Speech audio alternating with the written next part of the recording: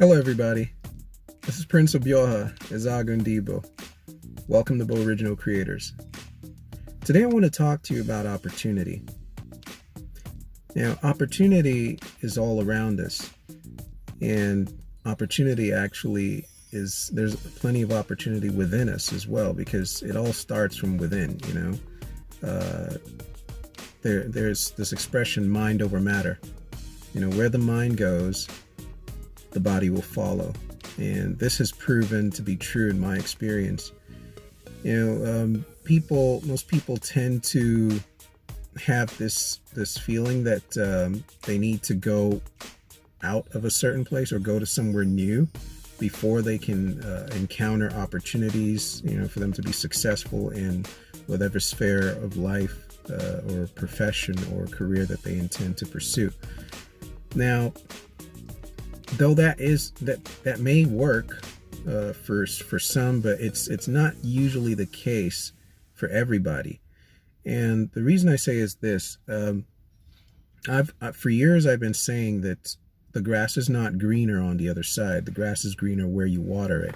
Now, what I've come to learn or observe is that most people fail to see the opportunities that are within their immediate vicinity.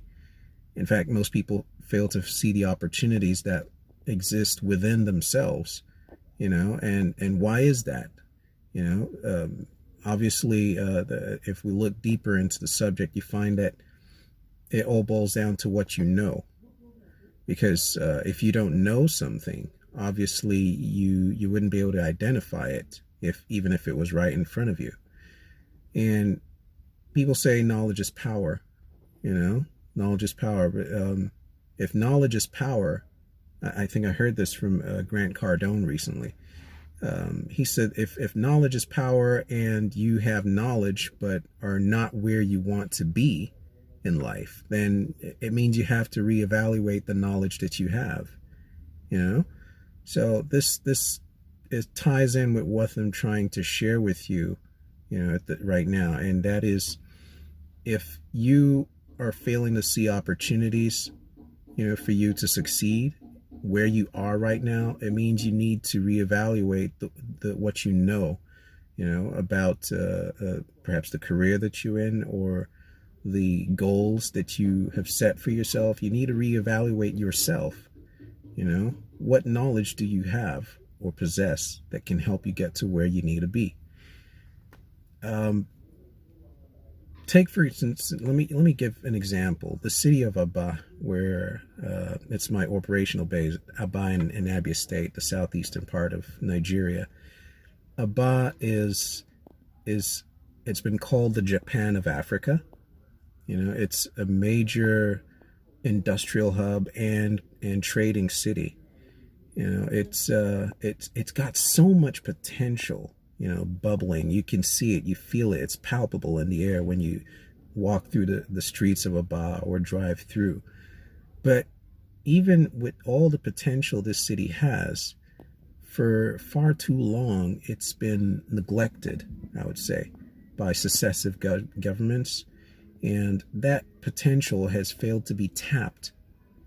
Why is that? I mean, it's obvious to anyone who's got a functioning brain who visits the city of Aba that this city has the potential to transform not just the economy of Abia State, but the entire country, Nigeria, and, dare I say it, the entire African continent. And yet, this potential is allowed to lay fallow. Why is that? The average person might blame it all on the government, saying, oh, the government's not doing enough, to boost the local economy or invest in the necessary infrastructure. Whereas that may be true, but at the same time, I feel that people and the government, there's what I call the rules of engagement. And it's something that I've come to observe within the Nigerian context. People and the government tend to blur the rules of engagement. What do I mean by rules of engagement? Over the years, where Nigeria is concerned anyway, you find that the government has tended to want to control or play a direct role in so many different facets of life, to the extent that even the populace, the average citizen, kind of feels disenfranchised. They don't really know what role they are to play. I feel that a government is there to create an enabling environment, put in some basic things that can enable the citizens, the people, to create solutions to the problems around them. Because at the end of the day, we, the people, are the architects. We are the authors and finishers of our faith. We're the ones to provide solutions to our problems. The government is just there to help facilitate that. But what you find goes on here is that the government kind of tries to play both its role and the role of the citizens. And obviously that's not working. It's not feasible. It's the wrong way to go about things. So when the government takes such a stance and people are disenfranchised, I mean, you look at the Nigerian situation, you find that the average person feels they don't really have a say in what goes on in how their life is run or how they progress. Even the land under their feet, they feel disenfranchised or disconnected. It's like they don't own it. They don't own the resources that are taken from it. They don't even have a say in how these resources or the monies that's realized from it is put to work. So that feeling of that disconnect, that disenfranchisement that the average Nigerian feels, results in a situation where people just feel that, okay, I don't have a say in what goes on, so how do I survive? I just got to do whatever I need to do, and this is why, we talk about, you hear on the media a lot about the corruption and the nonchalant attitude of the average person.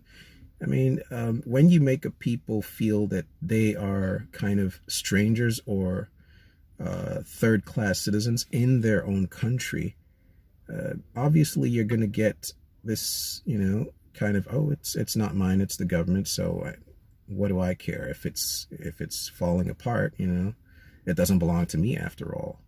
That's the kind of mindset that you find amongst a palpable large portion of the population. And it shouldn't be so, because if the people are made to understand that, look, this country is yours, its resources are yours, the progress of this country is in your best interest. If people are given that impression and really, it's talking about patriotism, when people have a sense of belonging, then they're more inclined and motivated to really give their all to seeing that the country moves forward, the country progresses, not just for their sake, but for the sake of their fellow man and woman with whom they share that country. So what am I saying? In terms of opportunity, there's plenty of opportunity in Nigeria to make, to be successful in whatever field one chooses to be in. My family and I, we returned from our travels around the world when I was basically 10. That was back in '93. And I've been fortunate to live in various parts of Nigeria, as well as a couple of other African countries, West African countries, Cameroon and Ghana to be precise. So this experience in this part of the world has helped me to really look, not just look, but really experience what life is like in this part of the world. And I'm really grateful for that experience, because it's showed me that, contrary to what the average person who grows up here and doesn't really travel outside or hasn't had the opportunity to travel outside, they feel that they need to go to the West, to Europe or America in order to make a living or be successful. That's the general impression, which is a misguided impression, because when you are coming from that part of the world, and when you understand that Africa and specifically Nigeria is pretty much the wealth basket of not just this continent, but the entire world. I mean, it's not far-fetched. It's not a far-fetched statement, because that is very much representative of the reality. The money being made here on a daily basis, beguiles the mind in various industries. And I mean, it's no joke. And the money is there. It's just, you got to know how to tap into it, how to link up. And the only way to do this, realistically, is to solve problems. That's the problem that most people have. They have this mentality of, okay, what's in it for me? Or, what do I get out of it? What can the government do for me? Or what can this company I'm applying for a job for do for me? That's the general mindset that a lot of people go by. And it's not the way to go if you really want to be successful in life. You've got to approach life with, what can I do? What problems can I solve? What solutions can I bring to the table? That's all about bringing value. If you're not bringing value to the table, you're not going to have a voice. Nobody's going to want to listen to you. You're just going to be another number, another statistic. So people really need to look inward, and looking inward is the key first step to coming to understand what you know about yourself, your skills, and your abilities, and the creative solutions that you're able to bring, which can improve life, which can add value to people's lives, which can add value to your communities, to your state, to your country. A lot of people get hung up on, the political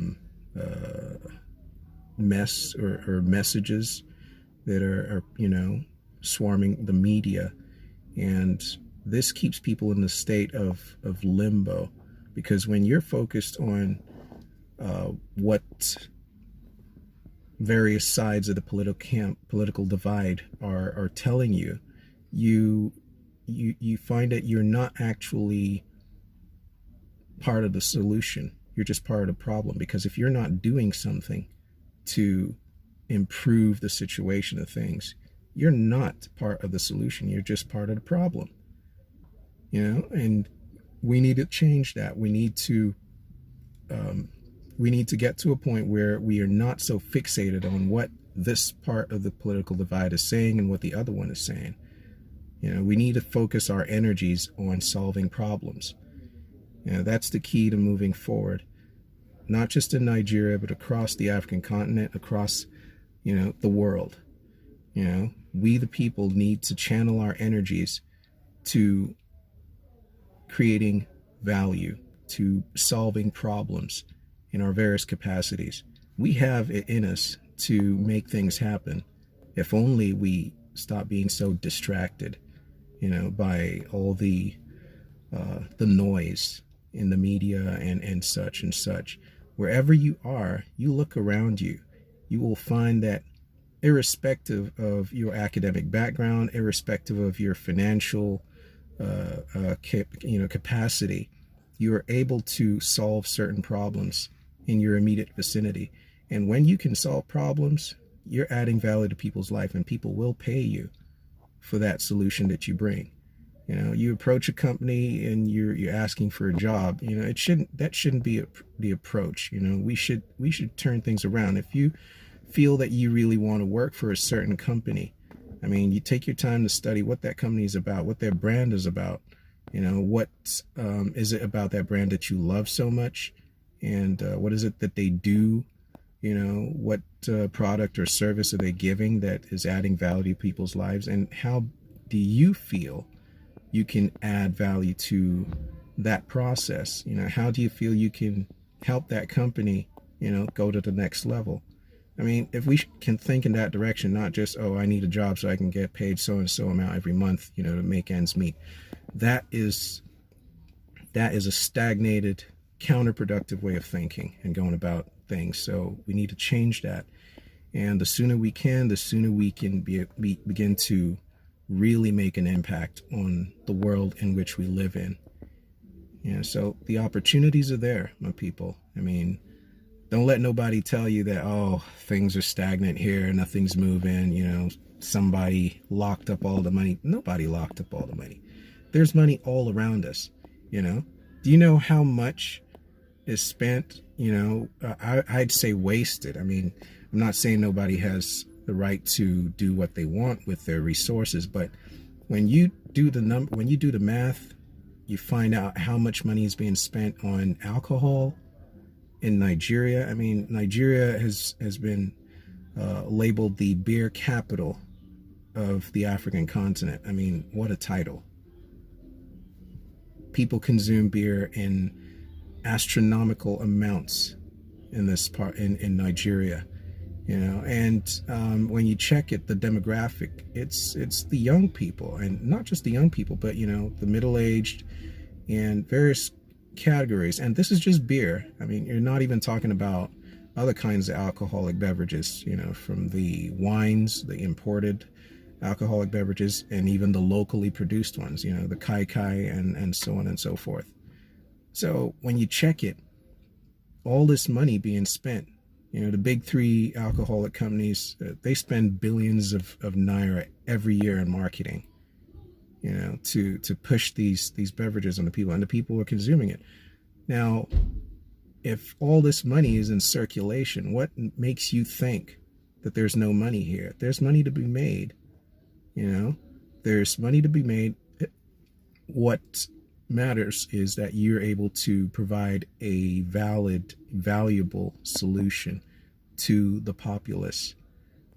And once you can figure that out, I mean, the sky's just the beginning, you know. So people need to get rid of that thought that there's no opportunities here, that you need to walk through the desert and you know, smuggle yourself to another country before you can make it. That's a lie, you know. And just look within yourself, figure out those talents you have, those skills you have. If you need to acquire skills, I mean, this is the 21st century. You don't need to go to school anymore to acquire knowledge. I mean, everything's pretty much at your fingertips, you know, the phone in your pocket. You've got access to a world of information, you know. All you got to do is know how to tap into it. Work on learning how to resist the distractions, so you can have that focus on developing yourself, advancing yourself to the point where you can make a positive impact on your life and the life of everyone around you. Thank you for listening. We'll talk to you later. Prince Obioha, Ezeagu Ndi-GBO, GBOriginal creators. Peace.